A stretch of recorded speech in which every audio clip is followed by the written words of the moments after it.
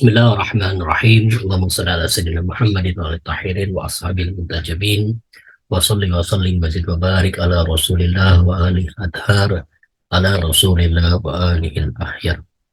Assalamualaikum ya Rasulullah. Assalamualaikum wa ala ibadillahi salihin. Assalamualaikum jami'an warahmatullahi wabarakatuh. Asyhadu an la ilaha illallah wahdahu la syarika lah. Wa asyhadu anna Muhammadan abduhu wa rasuluh la nabiyya ba'dah. Allahumma salli wa sallim wa zid wa barik ala Rasulillah wa alihi al-athhar ala Rasulillah wa alihi al-ahyar.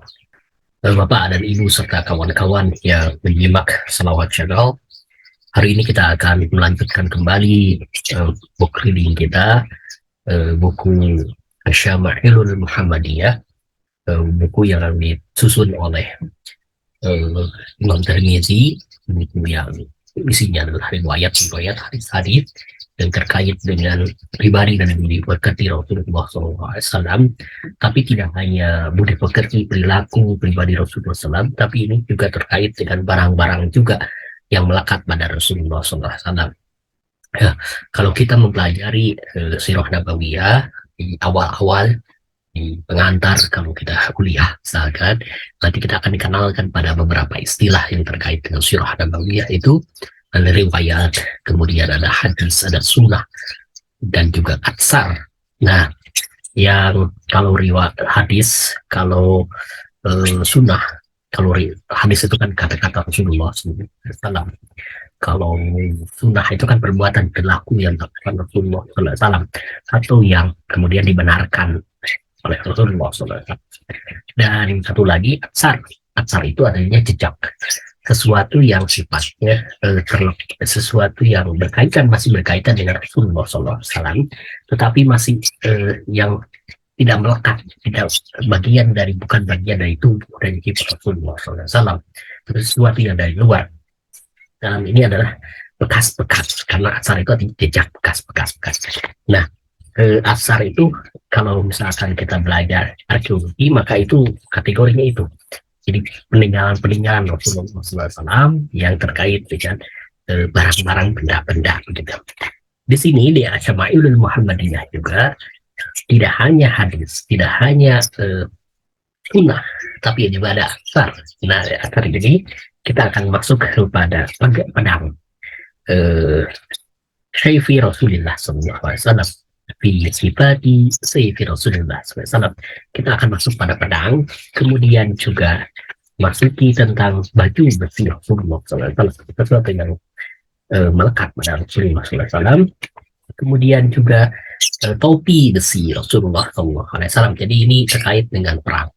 Kita ketahui bahwa Rasulullah SAW itu di Madinah itu seringkali melakukan peperangan, tetapi yang paling terbesar, yang paling berungkap, paling dahsyat itu mungkin Badar, kemudian Uhud dan Khandaq, ya gitu ya. Jadi selama 10 tahun itu diisi dengan perang-perang, tapi ada perang yang terbesarnya yaitu yang lain-lainnya adalah gertakan-gertakan, tapi militer lah, dalam konteks militer gitu. Baik, kita akan masuk pada terkait dengan Syaifi Rasulullah SAW, pedang Rasulullah SAW. Dalam sebuah riwayat yang bersumber dari Anas bin Malik radhiyallahu anhu disampaikan, karena mubi'ati Syaifi Rasulullah sallallahu alaihi wasallam min fiddatin. Jadi huruf pedang, jadi pegangan perak. Kalau dari Sunda itu Rasulullah SAW itu terbuat dari perak. Jadi kalau pedang itu kan suka ada pegangan, nah pegangannya itu terbuat dari perak. Kemudian dari Sa'id bin Abdul Hasan Al-Bisri, dari Sa'id bin Abdul Hasan Al-Bisri bercerita atau menyampaikan, karena kubi'atu sayfi Rasulullah sallallahu alaihi wasallam in fiddatin, jadi perak pegangan pedang Rasulullah SAW itu terbuat dari perak. Kemudian kakek Hud bercerita kepada cucunya, ya Hud ya, Dakhwala Rasulullah SAW dakhala Rasulullah sallallahu alaihi wasallam Makkah yaumal fathi wa ala sayfihi dahabun wa fiddatun qala qaribun fasa'alathu anil fiddati faqala kanat qabi'atul sayfi fiddatin. Kalau ada fiddah itu pasti perak ya. Rasulullah SAW memasuki kota Mekah. Ini mungkin dari Yatrib, dari Madinah. Pada hari pembebasan kota Mekah, ya, itu Mekah itu, pada pedangnya terdapat emas dan perak. Jadi pada pedang Rasulullah SAW itu ada emas dan perak.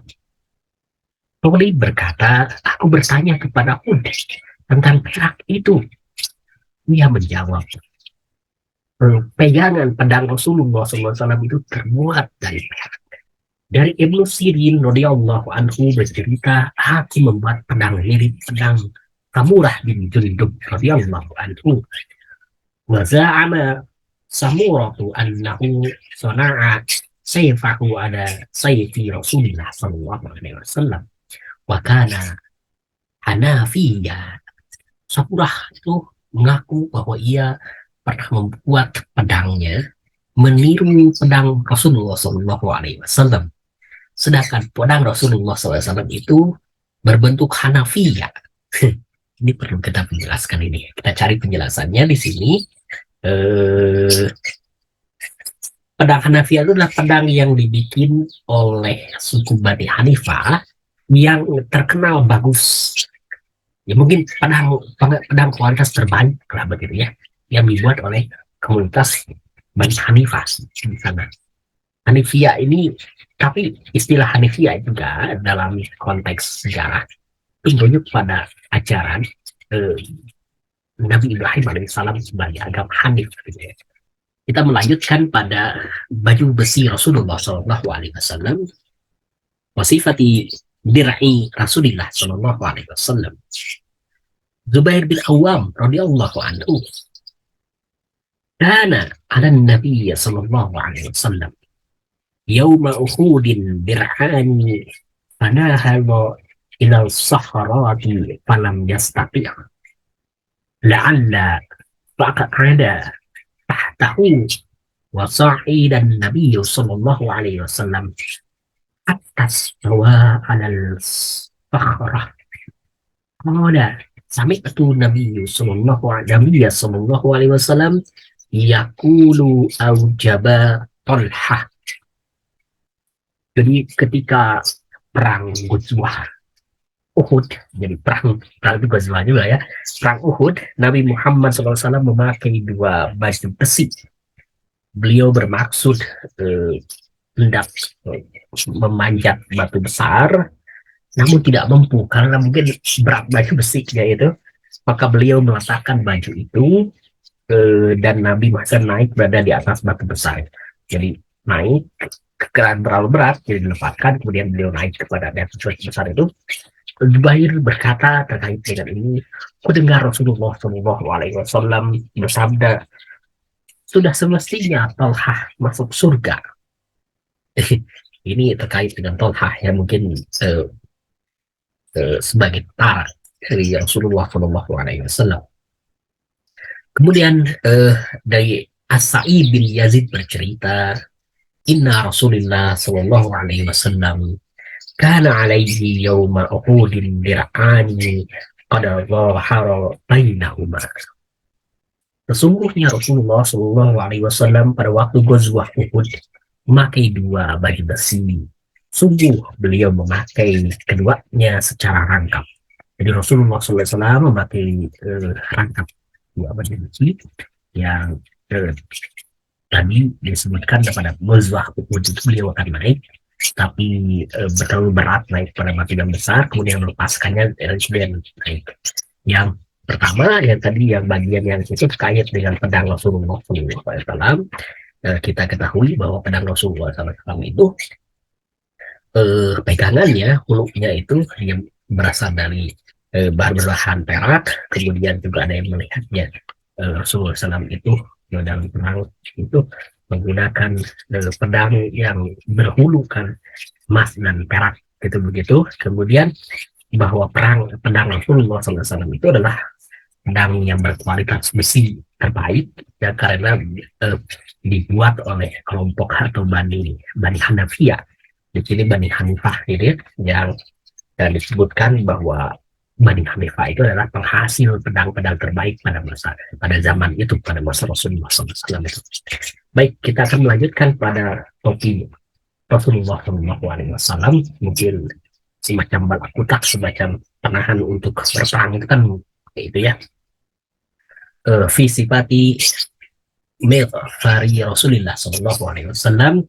Anas bin Malik radhiyallahu anhu berkata, An-Nabiy Sallallahu Alaihi Wasallam dakhala Makkah wa alaihi bighfar faqila lahu hada banu qatalil muta'alliqun bi astaril ka'bati faqala qtuluh. Jadi suatu hari Rasulullah Sallallahu Alaihi Wasallam memasuki kota Mekah, di hari pembebasan kota Mekah itu beliau memakai topi besi. Kemudian ditunjukkan orang kepadanya, ini Abdul Fattah bersembunyi di dinding Ka'bah. Nabi Muhammad SAW kemudian bersabda, bunuhlah dia. Jadi Anas bin Malik bercerita bahwa Rasulullah SAW memakai topi besi ketika dia memasuki kota Mekah dalam peristiwa bentuk Mekah, dan pada peristiwa itu ada orang yang menyampaikan bahwa itu Ibnu Fattah yang bersembunyi di dinding Ka'bah. Rasulullah akan menyuruhnya untuk membunuhnya Ibnu Khattab. Ibnu Khattab adalah mereka yang menentang secara jelas-jelasan, menentang bahkan menghina Rasulullah SAW, dan itu harus dieksekusi, gitu ya. Anas bin Malik radhiyallahu anhu mengungkapkan, Inna Rasulullah Sallallahu Alaihi Wasallam dakhala Makkah amal fathi wa ala ra'sihi al-miqdaru qala falamma naza'ahu ja'ahu rajula faqala lahu inna bana khatali muta'alliqun bi astaril ka'bati faqala qtuluhu qala banu Shihab wa balagani anna Rasulullah sallallahu alaihi wasallam lam yakun yawma idzin muhriman. Jadi Rasulullah SAW memasuki kota Mekah pada hari pembebasan, pada foto Mekah itu. Beliau kemudian memakai topi besi, dan Anas mengatakan, manakala Rasulullah SAW, saat Rasulullah SAW melepas topi besi, datanglah seorang laki-laki berkata, Ibnu Fattah sedang bersembunyi di dinding Ka'bah. Jadi Rasulullah SAW kemudian menyuruhnya untuk membunuh dia. Ibnu Shihab berkata dalam riwayat ini, bahwa menurut riwayat yang diterima, Rasulullah tidak berihram waktu itu. Jadi ketika sampai ke dinding Ka'bah itu, Rasulullah SAW tidak melakukan ihram di sana. Ada kemungkinan karena faktor sedang perang ya. Jadi ada hal pengecualian kalau dalam perang. Oke, terima kasih. Kita cukupkan saja. Mudah-mudahan Allah Ta'ala menerima bentuk majelis ilmu kita hari ini, termasuk juga kita hadiahkan pahala dari majelis ini untuk Rasulullah SAW dan keluarganya suci, untuk menyusunnya Imam Tirmizi dan kedua orang tua kita. Bibarakah al-Fatihah. Bismillahirrahmanirrahim. Alhamdulillahirabbil alamin arrahmanir rahim maliki yaumiddin.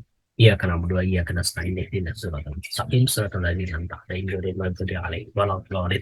Wa ma taufiqi illa billah, alaihi tawakkaltu wa ilaihi unib. Assalamualaikum warahmatullahi wabarakatuh.